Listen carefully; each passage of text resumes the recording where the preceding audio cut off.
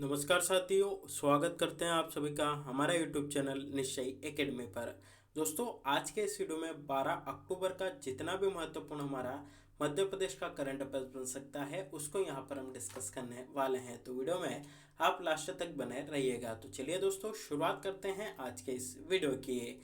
और सबसे पहले दोस्तों, यहाँ पर आज के मध्य प्रदेश के करंट अफेयर्स के कुछ इंपॉर्टेंट क्वेश्चंस हम डिस्कस कर लेते हैं। उसके बाद कल के करंट अफेयर्स का जो हमने यहाँ पर डिस्कस किया था, कल का जो करंट अफेयर्स उसका रिवीजन करेंगे। उसके बाद पिछले मंथ में हमने जो भी करंट अफेयर्स पढ़ा है उसका कुछ क्वेश्चंस का यहाँ पर हम रिवीजन करेंगे। और सबसे लास्ट में कल जो आपसे क्वेश्चन पूछा था उसका आंसर बताएंगे। जिन लोगों के द्वारा राइट आंसर दिया गया उसकी भी चर्चा करेंगे और एक नया क्वेश्चन यहाँ पर आपसे पूछा जाएगा। तो इस प्रकार से हमारा आज का ये जो वीडियो है रहने वाला है। तो चलिए दोस्तों, शुरुआत करते हैं आज के इस वीडियो की। और सबसे पहले यहाँ पर हमारा पहला क्वेश्चन डिस्कस कर लेते हैं। पहला क्वेश्चन दोस्तों निकल कर आता है कि केंद्रीय पर्यावरण मंत्रालय ने कुनो राष्ट्रीय उद्यान में किसकी निगरानी के लिए 9 सदस्यीय टास्क फोर्स का गठन किया है। चार ऑप्शन है दोस्तों यहाँ पर आपके सामने। चीते की निगरानी के लिए, शेरों की निगरानी के लिए, हाथियों की निगरानी के लिए या फिर भालुओं की निगरानी के लिए। तो दोस्तों ऑप्शन है चीते की निगरानी के लिए यहाँ पर हमारा राइट आंसर बनता है। तो हाल ही में जो हमारा भारत का पर्यावरण मंत्रालय है उसने कुनो राष्ट्रीय उद्यान में चीतों की निगरानी के लिए 9 सदस्यीय टास्क फोर्स का गठन किया है। चलिए इससे जुड़ी जानकारी यहाँ पर हम देख लेते हैं। उसके बाद इससे जुड़ी कुछ स्टैटिस्टिक्स जानकारी और इम्पोर्टेंट जानकारी आपको बताते हैं। तो दोस्तों, पर्यावरण मंत्रालय ने कुनो राष्ट्रीय उद्यान में चीतों की निगरानी के लिए 9 सदस्यीय टास्क फोर्स का गठन किया है। मध्य प्रदेश के कुनो नेशनल पार्क और अन्य उपयुक्त निर्दिष्ट क्षेत्रों में चीता को बसाए जाने की परियोजना की निगरानी 9 सदस्यीय टास्क फोर्स आपकी करेगी। टास्क फोर्स में प्रधान सचिव, मध्य प्रदेश वन और पर्यटन और एनटीसीए नई दिल्ली के महानिरीक्षक डॉक्टर अमित मलिक भी आपके शामिल होंगे। तो दोस्तों यह अपने आप में यह इंपॉर्टेंट बन जाता है। देखिए दोस्तों, सीधा सीधा क्वेश्चन आएगा कि कहां पर या किस राष्ट्रीय उद्यान के लिए हाल ही में 9 सदस्यीय टास्क फोर्स का गठन किया गया। तो कुनो राष्ट्रीय उद्यान के लिए जो है टास्क फोर्स का आपका गठन किया गया है उसमें आपके 9 सदस्य है। और क्यों गठन किया गया है, तो हाल ही में जो चीते लाए गए हैं उनकी निगरानी के लिए इसका गठन हुआ है। इतना आपको यहाँ पर याद रखना है। दोस्तों अब बात कर लेते हैं कुनो राष्ट्रीय उद्यान की। बहुत ही इंपॉर्टेंट क्वेश्चन आपका कुनो राष्ट्रीय उद्यान से बनेगा क्योंकि हाल ही में आपका न्यूज में रहा था। और न्यूज में क्यों रहा था, तो दोस्तों यहाँ से आपके यहाँ पर आपके चीते लाए गए हैं। कहाँ से लाए गए हैं, तो नामीबिया से लाए गए हैं। तो सबसे पहले दोस्तों कुनो राष्ट्रीय उद्यान की अगर यहाँ पर हम बात करें तो कहाँ पर स्थित है, तो दोस्तों यह मध्य प्रदेश के श्योपुर में आपका स्थित है। मध्य प्रदेश में एक जिला है जिसका नाम है श्योपुर, वहां पर आपका स्थित है। और इसे 2018 में राष्ट्रीय उद्यान का दर्जा आपका दिया गया। यह दो बातें आप यहाँ पर याद रख सकते हैं। साथ ही अगर आपसे पूछा जाए कि हाल ही में भारत के किस राष्ट्रीय उद्यान में आपके नामीबिया से चीते लाए गए हैं, तो दोस्तों कुनो राष्ट्रीय उद्यान में। और कहां पर है, तो हमारे मध्य प्रदेश में स्थित है। तो कुनो राष्ट्रीय उद्यान में आपके कहां से चीते लाए गए हैं, नामीबिया। नामीबिया क्या है, तो दोस्तों एक देश है। कहां पर है, तो यह आपका अफ्रीका में है। अगला क्वेश्चन बनेगा कि कितने चीते लाए गए, तो दोस्तों आपके 8 चीते लाए गए हैं। 8 चीतों को में अगर हम यहाँ पर बात करें तो 5 मादा चीते हैं और 3 आपके इसमें नर चीते हैं। यह भी आपको यहाँ पर याद रखना होगा।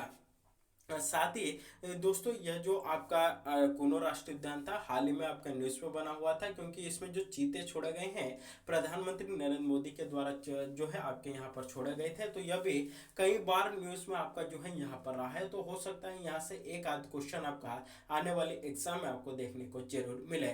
साथ ही अगर आपसे पूछा जाए कि भारत का पहला राज्य बना है जहां पर अब हमें चीते देखने को मिलेंगे, तो वह हमारा मध्य प्रदेश बना है। और मध्य प्रदेश का कुनो राष्ट्रीय उद्यान देश का पहला राष्ट्रीय उद्यान बना है जहां पर कि हमें चीते देखने को मिलेंगे। दोस्तों एक इंपॉर्टेंट फैक्ट आप यहां पर याद रख सकते हैं कि भारत में 1952 में ही जो है आपका चीते को विलुप्त या लुप्त घोषित आपका कर दिया गया था। तो यह क्वेश्चन अपने आप में यहां पर इंपॉर्टेंट बन जाता है। चलिए दोस्तों सेकंड नंबर का क्वेश्चन यहां पर हम डिस्कस कर लेते हैं।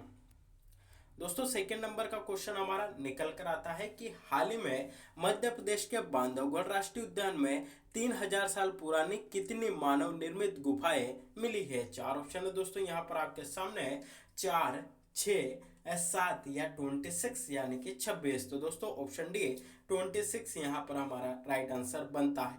इससे जुड़ी जानकारी देख लेते हैं। तो मध्य प्रदेश के बांधवगढ़ राष्ट्रीय उद्यान में 3000 साल पुरानी 26 मानव निर्मित गुफाएं आपकी यहाँ पर मिली है। कहाँ मिली है? बांधवगढ़ राष्ट्रीय उद्यान में मिली है। कितनी मिली है? तो 26 आपकी यहाँ पर मिली है। तो यह क्वेश्चन भी यहाँ पर इंपॉर्टेंट बन जाता है। दोस्तों अब हम बात कर लेते हैं बांधवगढ़ राष्ट्रीय उद्यान की। तो अगर बात करें बांधवगढ़ राष्ट्रीय उद्यान की, कहाँ पर स्थित है दोस्तों? आपका मध्य प्रदेश के उमरिया जिले में स्थित है। स्थापना कब होती है? 1968 में स्थापना होती है। प्रोजेक्ट टाइगर के अंतर्गत कब शामिल किया जाता है? 1993 में इसको आपका शामिल किया जाता है।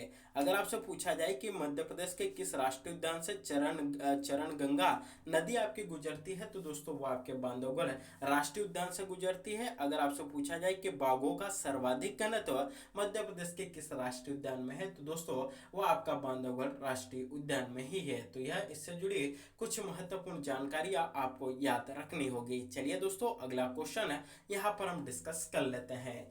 क्वेश्चन है कि सोपा यानी कि SOPA द्वारा आयोजित 5वें अंतर्राष्ट्रीय सोया कॉन्क्लेव का आयोजन कहाँ किया गया है? 4 ऑप्शन है दोस्तों, इंदौर, उज्जैन, रतलाम या भोपाल। तो ऑप्शन है इंदौर यहाँ पर हमारा राइट आंसर बनता है। तो इससे जुड़ी कुछ महत्वपूर्ण जानकारी देख लेते हैं। तो इंटरनेशनल सोया कॉन्क्लेव का 5वां संस्करण सोया वैल्यू चेन का वार्षिक शिखर सम्मेलन 8 और 9 अक्टूबर 2022 को ब्रिलियंट कन्वेंशन सेंटर इंदौर में आपका आयोजित यहाँ पर हुआ है। तो अगर आपसे पूछा जाए कि 5वां अंतर्राष्ट्रीय सोया कॉन्क्लेव का आयोजन कहाँ किया गया, तो मध्य प्रदेश के इंदौर शहर में इसका आयोजन आपका हुआ था। दोस्तों यहाँ पर जो है एक शॉर्ट फॉर्म आया है, वह है आपका सोपा यानी कि SOPA।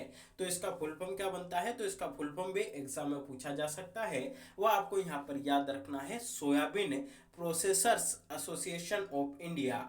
Soybean processors association of India, यह आपको यहाँ पर अच्छे से याद रखना है। हो सकता है एग्जाम में यहाँ से भी क्वेश्चन आपका बन जाए। चलिए दोस्तों अब पिछले वीडियो के करंट अफेयर्स को यहाँ पर हम डिस्कस कर लेते हैं। क्वेश्चन था कि सीहोर और दतिया जिले से साइबर तहसील के पायलट प्रोजेक्ट की सफलता के बाद इस नवाचार की योजना के द्वितीय चरण मध्य प्रदेश के कितने जिलों में लागू किया जा रहा है? तो दोस्तों यह मध्य प्रदेश के 4 जिलों में आपका लागू किया जा रहा है। वह 4 जिले कौन से हैं, उनके नाम यहाँ पर इंपोर्टेंट बनते हैं। इंदौर, हरदा, डिंडोरी और सागर। इंदौर, हरदा, डिंडोरी और सागर मध्य प्रदेश के यह वह 4 जिले हैं जहां पर आपका साइबर तहसील बनाने का की जो योजना है उसको लागू किया जा रहा है। इसके पहले सीहोर और दतिया में इसको लागू किया जा चुका है, पायलट प्रोजेक्ट के तौर पर लागू किया गया था, उसमें सफलता मिली है। तो इसके बाद जो मध्य प्रदेश शासन है उसके द्वारा यह डिसीजन लिया गया, यह निर्णय लिया गया कि अब यह जो योजना है मध्य प्रदेश के 4 और जिलों में लागू की जाएगी। कौन कौन से जिले हैं? तो इंदौर, हरदा, डिंडोरी और सागर। इसको आपको यहाँ पर अच्छे से याद रखना है।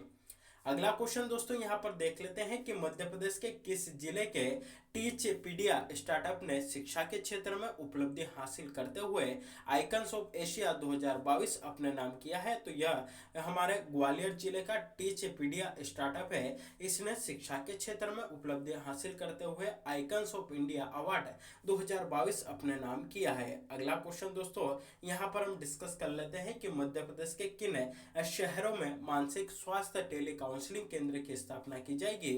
तो मध्य प्रदेश के 2 शहरों में स्थापना होगी। कौन कौन से हैं दोस्तों? तो एक है आपका इंदौर और दूसरा है आपका ग्वालियर। इन दोनों शहरों में आपके क्या होगी? तो मानसिक स्वास्थ्य टेली काउंसलिंग केंद्र की स्थापना की जाएगी। तो दोस्तों यह था हमारा कल के मध्य प्रदेश का करंट अफेयर्स। चलिए अब प्रीवियस मंथ के करंट अफेयर्स के कुछ इंपॉर्टेंट क्वेश्चन यहाँ पर हम डिस्कस कर लेते हैं। पहला क्वेश्चन दोस्तों निकल कर आता है कि भोपाल में आयोजित ITF इंटरनेशनल टेनिस टूर्नामेंट का एकल खिताब किसने जीता है? 4 ऑप्शन है, लिएंडर पेस, सोमदेव देववर्मन, अर्जुन कार्य या रोहन बोपन्ना। तो ऑप्शन सी अर्जुन कार्य यहाँ पर राइट आंसर आपका बनता है। इन्होंने भोपाल में आयोजित ITF इंटरनेशनल टेनिस टूर्नामेंट का एकल खिताब अपने नाम किया है। चलिए दोस्तों अगला क्वेश्चन डिस्कस कर लेते हैं। क्वेश्चन है कि Abdullah Khan heritage hockey tournament का शुभारंभ आपका कहाँ किया गया? चार ऑप्शन है, major Dhyan Chand stadium, Aishbagh stadium, Tatya Tope stadium या कलिंगा स्टेडियम। तो दोस्तों ऑप्शन है मेजर ध्यानचंद स्टेडियम यहाँ पर राइट आंसर बनता है। यहाँ पर Abdullah Khan heritage hockey tournament का शुभारंभ आपका किया गया था। क्वेश्चन अपने आप में इंपोर्टेंट बनता है। अगला क्वेश्चन है दोस्तों कि मध्य प्रदेश के वरिष्ठ फोटो जर्नलिस्ट अमोल जैन का निधन हुआ है, इनका संबंध किस जिले से था? तो दोस्तों यह जो है मध्य प्रदेश के इंदौर जिले से आपके बिलोंग करते हैं। अगला क्वेश्चन है दोस्तों कि मध्य प्रदेश के किस शहर में 3 दिवसीय फाग महोत्सव का आयोजन किया गया? चार ऑप्शन है, ओरछा, गड़ाकोटा, खजुराहो या फिर दतिया। तो दोस्तों राइट आंसर आपका यहाँ पर निकल कर आता है ऑप्शन डी, मध्य प्रदेश के दतिया जिले में 3 दिवसीय फाग महोत्सव का आयोजन आपका किया गया था। अगला क्वेश्चन है दोस्तों कि Madhya Pradesh water sports academy की खिलाड़ी जिसने एशियाई केनो चैंपियनशिप में भारत का प्रतिनिधित्व किया। चार ऑप्शन है, प्राची यादव, कावेरी ढीमर, रितिका दांगी या भावना डेहरिया। तो दोस्तों राइट आंसर आपका बनता है ऑप्शन डी, कावेरी ढीमर। वह जो है मध्य प्रदेश की वह खिलाड़ी है जिन्होंने एशियाई केनो चैंपियनशिप में भारत का प्रतिनिधित्व किया है। अगला क्वेश्चन दोस्तों यहाँ पर हम डिस्कस कर लेते हैं कि मध्य प्रदेश के गुना जिले से संबंधित भारत के पूर्व सीजेआई यानी कि चीफ जस्टिस ऑफ इंडिया जिनका हाल ही में निधन हो गया है उनका नाम क्या है? चार ऑप्शन है, Ramesh Chandra Lahoti, M Hidayatullah, J S Verma या एच जे कानिया। तो दोस्तों ऑप्शन है रमेश चंद्र लोहाटी जो कि भारत के पूर्व सीजीआई यानी कि चीफ जस्टिस ऑफ इंडिया रह चुके हैं, जो कि मध्य प्रदेश से बिलोंग करते थे, उनका निधन हुआ है। उनका नाम है रमेश चंद्र लाहोटी। यह जो है इनका नाम यहाँ पर इंपॉर्टेंट बनता है। चलिए अब पिछले वीडियो में जो क्वेश्चन पूछा था उसको डिस्कस कर लेते हैं।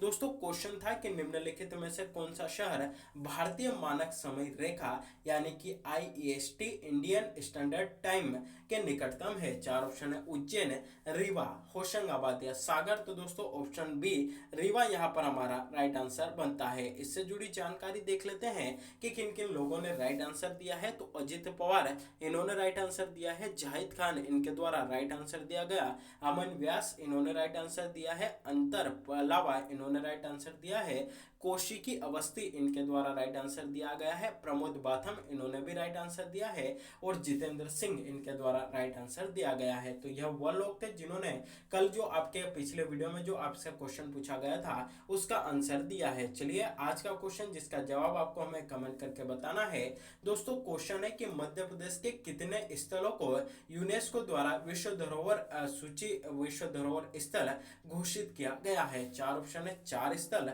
5 स्थल, 3 स्थल या फिर 2 स्थल। तो दोस्तों इसका जो भी राइट आंसर हो, जो भी सही जवाब हो, आप सभी को हमें यहाँ पर कमेंट करके बताना है। तो दोस्तों यह था हमारे आज के मध्य प्रदेश के करंट अफेयर्स का सेशन। वीडियो अगर अच्छा लगा हो तो वीडियो को अधिक से अधिक लोगों तक शेयर करिएगा, वीडियो को लाइक करिएगा और चैनल पर अगर आप पहली बार विजिट कर रहे हैं तो चैनल को सब्सक्राइब भी जरूर करिएगा और बेल नोटिफिकेशन को प्रेस करके रखिएगा ताकि जब भी वीडियो अपलोड हो इसकी नोटिफिकेशन सबसे पहले आप तक पहुंच सके। तो आज के लिए बस इतना ही, मिलते हैं अगले वीडियो में, तब तक के लिए जय हिंद।